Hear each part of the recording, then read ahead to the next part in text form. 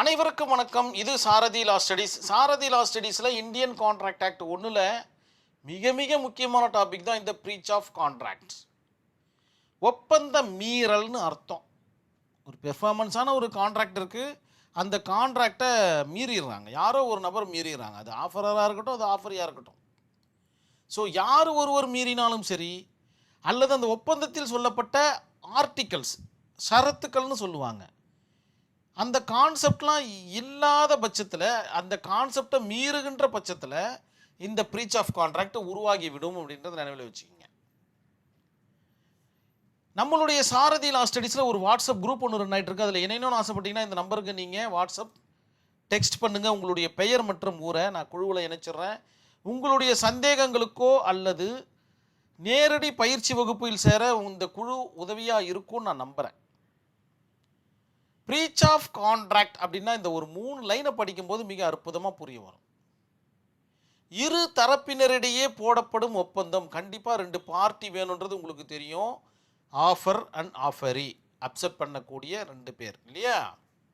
ஏதோ ஒரு காரணங்களை சரியாக சொல்லலை, ஏதோ ஒரு காரணங்களால் இரு தரப்பினரோ அல்லது ஒருவரோ 2 பேரும் சேர்ந்தோ, ஏ என்கின்ற நபர் அண்ட் பி என்கின்ற நபர் இருக்கிறாங்க, 2 பேரும் சேர்ந்தோ அல்லது ஒருவரோ அந்த ஒப்பந்தத்தை மீறும் போதோ அல்லது தனது கடமைகளை நிறைவேற்ற தவறினால் அது ஒப்பந்த மீறல், that means breach of contract ஆகும். புரிஞ்சுட்டு இருக்கோம் நம்புகிறேன். ஒரு சிம்பிளாக சொல்ல போனால், எக்ஸாம் ஹாலுக்குள்ளே போகிறீங்க, எக்ஸாம் ஹாலுக்குள்ளே கொஸ்டின் பேப்பர் கொடுக்குறாங்க, உங்களுக்கு ஆன்சர் ஷீட் கொடுக்குறாங்க, இந்த சைடு அந்த சைடு பார்த்து எழுதக்கூடாதுன்னு சொல்கிறாங்க. இது ஒரு ஒப்பந்தம். அந்த ஒப்பந்தத்தை நீங்கள் மீறுறீங்க, ஒரு பிட்டு அடிக்கிறதோ இல்லை அங்கே இங்கே பார்த்து எழுதுறதோ பண்ணிங்கன்னா அதற்கு பெயர் ப்ரீச் ஆஃப் கான்ட்ராக்ட்னு அர்த்தம். சரி, இதில் 2 டைப் இருக்குது. டைப்ஸ் ஆஃப் ப்ரீச் அப்படின்ற கான்செப்டில் 2 டைப் இருக்குது.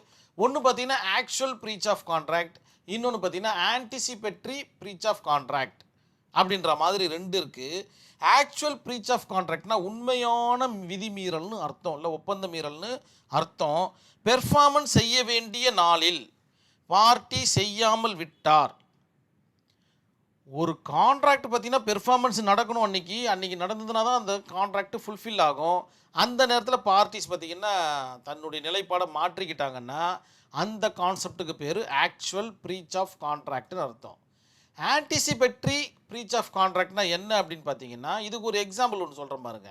ஆக்சுவலுக்கு ஏ என்பவர் பி என்பவருக்கு ஜூன் 1ஆம் தேதி 100 டன் அரிசி பைகளை சப்ளை செய்வதாக ஒப்புக்கொள்கிறார். இல்லை 100 பை 100 கிலோன்னு வச்சுப்போமே, 100 கிலோ வந்து பார்த்திங்கன்னா சப்ளை செய்வதாக ஒப்புக்கொள்கிறார்.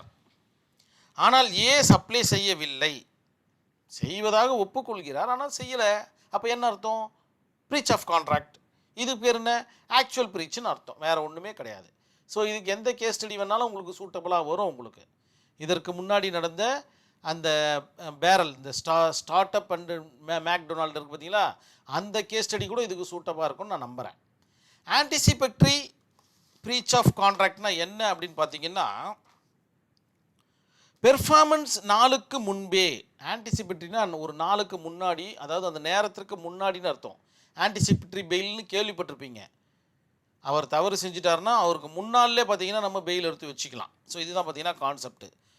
பெர்ஃபார்மன்ஸ் நாளுக்கு முன்பே பார்ட்டி செய்ய மாட்டேன் என்று சொல்லிவிடுவது இந்த வகையான ப்ரீச்சுன்னு அர்த்தம், ஆன்டிசிபேட்டரி ப்ரீச்சுன்னு அர்த்தம்.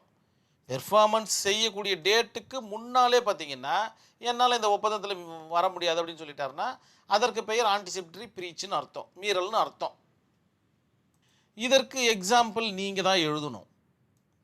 அதே மாதிரி ஏ என்கின்ற நபர் பி என்கின்ற நபர் ஒரு இல்லுஸ்ட்ரேஷனை ஃப்ரேம் பண்ணுங்கள். ஒரு 2 பேருக்கு கான்ட்ராக்டாக பேசிக்கிறாங்க. அதை ஒப்பந்தத்தில் பார்த்திங்கன்னா வருவதற்கு முன்னாடி பார்த்திங்கன்னா அந்த ஒப்பந்தத்தை மீறிடுறாங்க. இட்ஸ் கால்டு ஆன்டிசிபேட்டரி ப்ரீச் அப்படின்ற மாதிரி முடிச்சிருங்க. ஒரு பார்ட்டி, இந்த லைனில் ஏதோ ஒன்று சொல்ல வராங்க பாருங்கள். ஒரு பார்ட்டி ஒப்பந்தத்தில் குறிப்பிட்ட நிபந்தனைகளை செய்ய மறுப்பது. ஏதோ ஒரு பார்ட்டி, ஏ என்கின்ற பார்ட்டியோ அல்லது பி என்கின்ற பார்ட்டியோ ஒரு குறிப்பிட்ட நிபந்தனைகளை செய்ய மறுப்பது அல்லது சரியாக செய்யாதது ப்ரீச் ஆஃப் கான்ட்ராக்ட் எனப்படுகிறது. ரொம்ப ரொம்ப சிம்பிள்.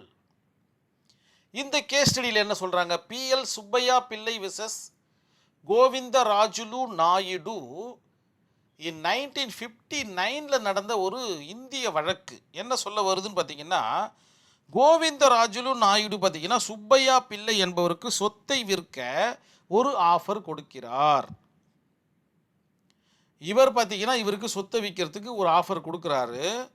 ஆனால் சுப்பையா பிள்ளை என்ன பண்ணுறாருன்னா ஆஃபரை உடனடியாக ஏற்காமல், இவர் பார்த்தீங்கன்னா உடனடியாக ஏற்கவில்லை. ஏதோ ஒரு அந்த காலகட்டத்தில் ஒரு 500 வச்சுப்போமே, இவர் ஏதோ ஒரு அமௌண்ட்டுக்கு 400 கேட்குறாருன்னு வச்சுப்போம், உடனடியாக ஏற்கவில்லை. அப்படி ஏற்காததுனால பின்னர் அந்த ஆஃபரை ஒரு சில மாற்றங்கள், புதிய நிபந்தனைகளை மாற்றி ஒரிஜினல் டேர்மை ஏற்க சொல்கிறார் அவர். அதாவது இவர் வந்து இடத்த விற்கிறாரு, ஏதோ ஒரு அமௌண்ட்டு சொல்கிறாரு, அந்த அமௌண்ட்டுக்கு இவருக்கு ஒத்துக்கலை. அதனால் இவர் என்ன பண்ணுறாருன்னா இன்னொரு ஆஃபர் கொடுக்குறாரு. ஸோ இந்த ஆஃபருக்கு பேர் என்னன்றது உங்களுக்கு தெரியும், கரெக்ட், கவுண்டர் ஆஃபர்னு தெரியும் உங்களுக்கு. ஸோ கவுண்டர் ஆஃபர் வரும்போது ஒரிஜினல் ஆஃபர் ஆல்ரெடி இறந்து விடும் அப்படின்றத நினைவில் வச்சுக்கிங்க. இப்போ புதுசாக இவர் கொடுக்குற ஆஃபர் தான் இந்த இடத்துல நினைச்சிருக்கோன்றதையும் நினைவில் வச்சுக்கிங்க. இந்த இடத்துல என்ன நடக்குதுன்னா ஒரு இஷ்யூஸ் ஒன்று ஃப்ரேம் ஆகுது. இஷ்யூஸில் என்ன கேட்குறாங்கன்னா, சுப்பையா பிள்ளை அக்செப்டன்ஸ் செல்லுமா செல்லாதா. முதல்ல கோவிந்தராஜில் கொடுக்குறாரு பார்த்தீங்களா ஒரு ஆஃபரு, அந்த ஆஃபர் வந்து செல்லுமா செல்லாதா அப்படின்ற மாதிரி ஒரு இஷ்யூஸை ஃப்ரேம் பண்ணுறாங்க ஆனரபிள் கோர்ட்டு. ஆனரபிள் ஜட்ஜஸ் என்ன இதற்கு தீர்வு கொடுக்குறாங்கன்னு பார்த்தீங்கன்னா, ஒரு ஆஃபரை மாற்றங்களுடன் ஏற்றுக்கொண்டால், நல்ல அருமையான ஒரு தீர்ப்பு இது, அக்செப்டன்ஸ் அல்ல, மாற்றங்களுடன் ஏற்றுக்கொண்டாரனால் அது அக்செப்டன்ஸ் அல்ல, அது ஒரு கவுண்டர் ஆஃபர், இவரும் ஒரு ஆஃபர் கொடுக்குறாரு அவரும் ஒரு ஆஃபர் கொடுக்குறாருன்ற அர்த்தம். இந்த இடத்துல அக்செப்டன்ஸ் வரலை, it's called counter offer. So புதிய ஆஃபர் வந்தவுடன் ஒரிஜினல் ஆஃபர் முடிவடைந்து விடுகிறது. இவர் 500 சொல்கிறாரு, இவர் 400 சொல்கிறாரு. 400 புதிய ஆஃபரு, 500 பழைய ஆஃபரு. புதிய ஆஃபர் 400 வந்த உடனே ஆட்டோமேட்டிக்காக 500 ஒரு ஆஃபர், மொதல் ஆஃபர் பார்த்தீங்கன்னா இறந்து விடுகிறது. பின்னர் ஒரிஜினல் ஆஃபர் முன்கூட்டியே மீறல் ஏற்பட்டதால் அது செல்லாது. முன்னாடி இருக்கக்கூடிய அந்த ஒரிஜினல் ஆஃபரை என்ஃபோர்ஸ் பண்ண முடியுமான்னு கேட்டிங்கன்னா பண்ண முடியாது. ஏனென்றால் அந்த இடத்துல ப்ரீச் ஆஃப் கான்ட்ராக்ட் நடந்து விட்டது என்று அர்த்தம். இந்த கான்செப்ட் கண்டிப்பாக உங்களுக்கு புரிய வந்திருக்கும் நான் நம்புகிறேன். நன்றி, வணக்கம்.